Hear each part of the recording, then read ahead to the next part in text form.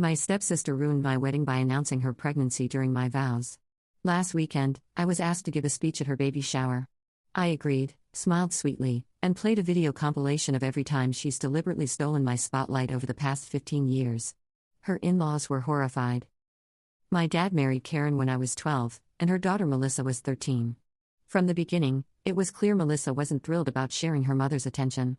I tried to be understanding. Her parents had divorced just a year earlier, and I knew from experience how destabilizing that felt. My own mom had passed away when I was 9, so I was actually looking forward to having a sister figure in my life. Unfortunately, Melissa had other ideas. The pattern started small.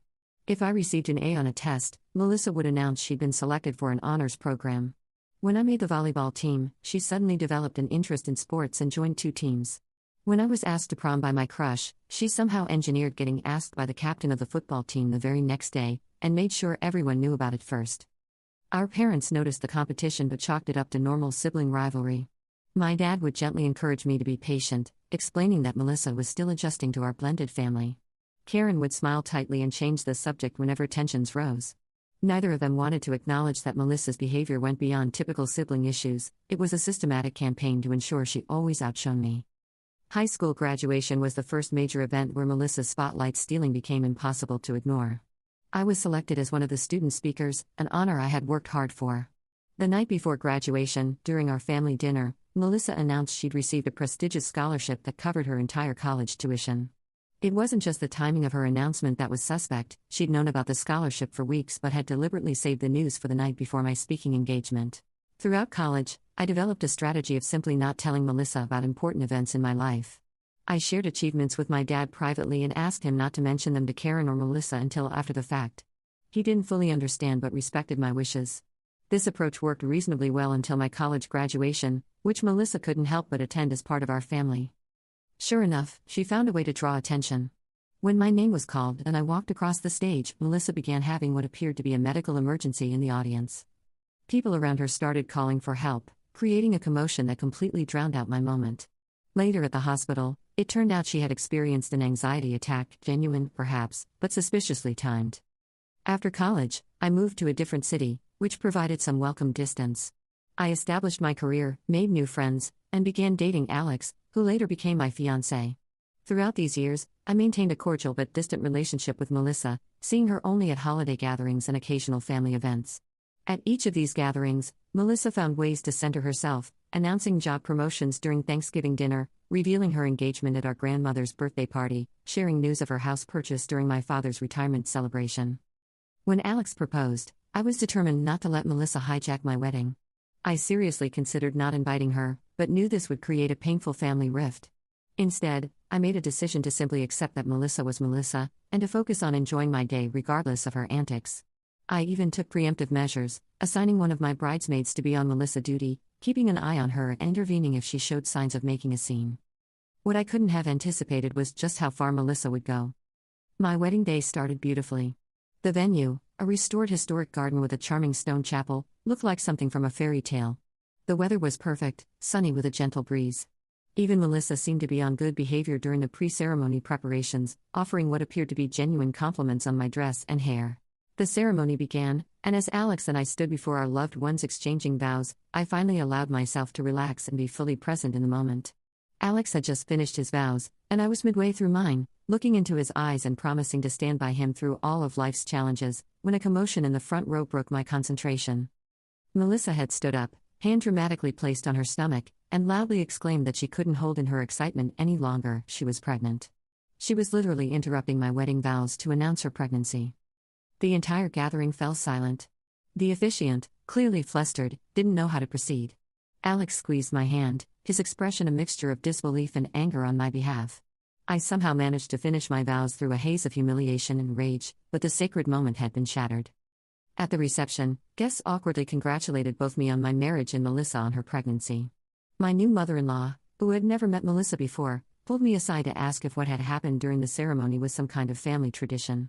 My father looked deeply uncomfortable but still didn't confront Melissa about her behavior.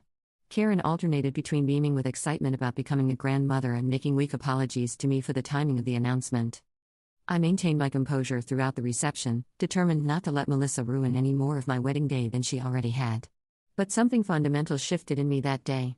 I was done making excuses for her behavior, done pretending that her actions were just social awkwardness or insecurity. This had been a deliberate choice to steal what should have been one of the most meaningful moments of my life. After returning from my honeymoon, I reduced contact with Melissa even further. I declined invitations to events where she would be present, citing work commitments or prior plans. I kept interactions at family gatherings polite but brief.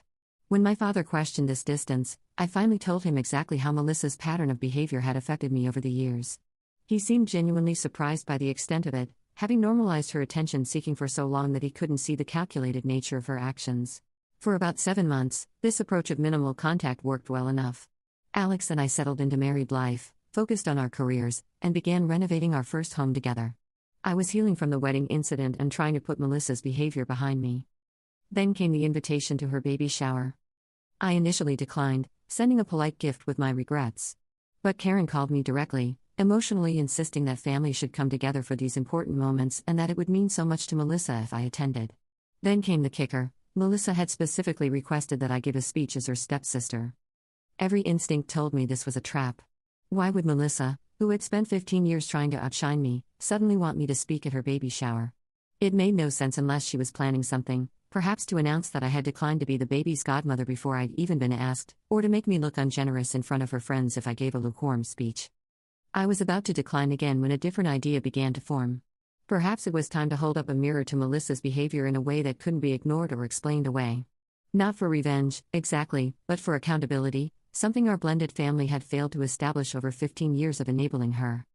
I agreed to attend and to give the requested speech. Over the next 2 weeks, I gathered evidence of Melissa's pattern.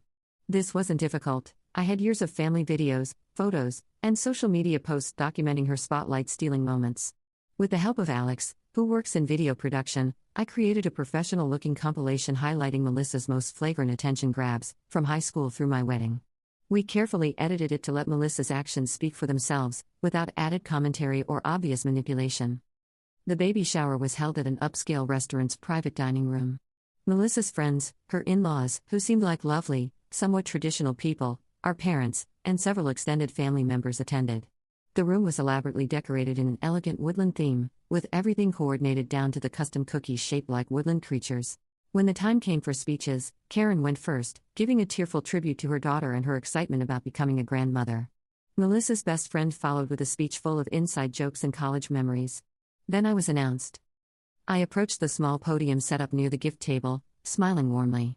I began by congratulating Melissa on her pregnancy and expressing how wonderful it was to see everyone gathered to celebrate this new life. Then I said I'd prepared something special, a look back at our sister journey over the years.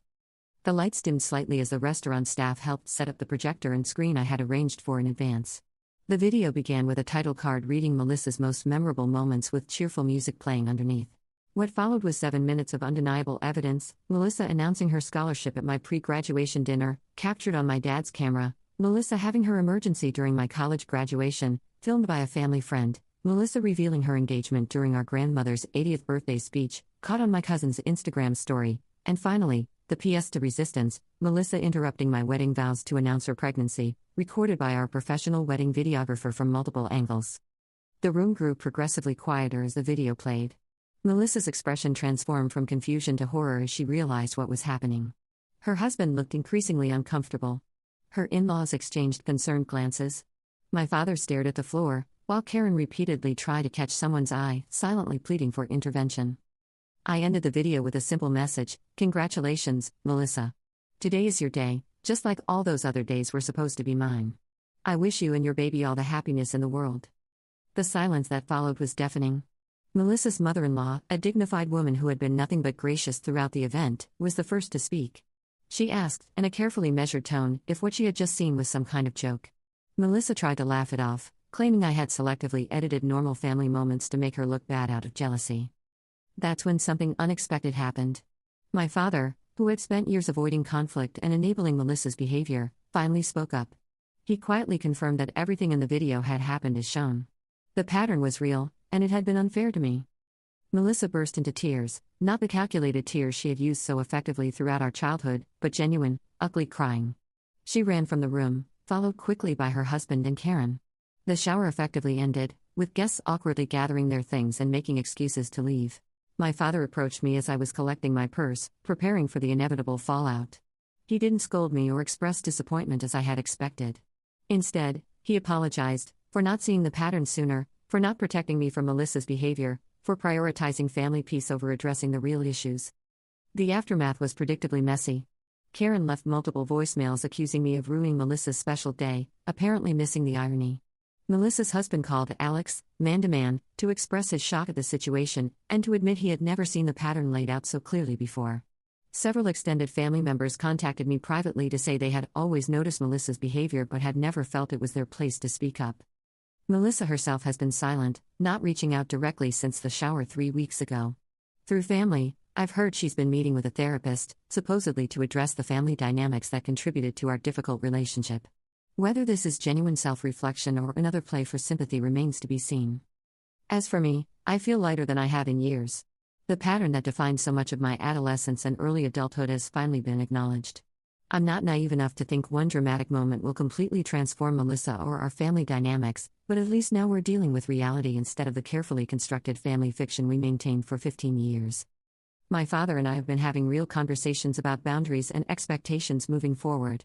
Alex has been my steady support throughout, never questioning my decision to finally stand up for myself.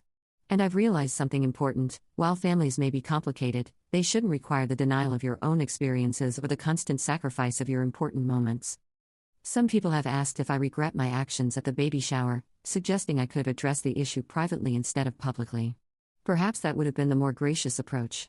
But after 15 years of having my own moments publicly hijacked, with no intervention from those who should have protected me, I don't feel obligated to quietly accept the pattern any longer. The baby shower incident wasn't about revenge, it was about finally breaking a dysfunctional family pattern that had gone unchallenged for far too long. Sometimes the only way to change deeply entrenched dynamics is to create a moment of undeniable clarity that cannot be explained away or minimized. Melissa's baby is due in 2 months. I've sent a lovely gift, a custom baby memory book with a card wishing her and her child well. Whether we'll ever have a healthy relationship remains to be seen. But whatever happens next will be based on reality and mutual respect, not the one-sided competition that defined our past.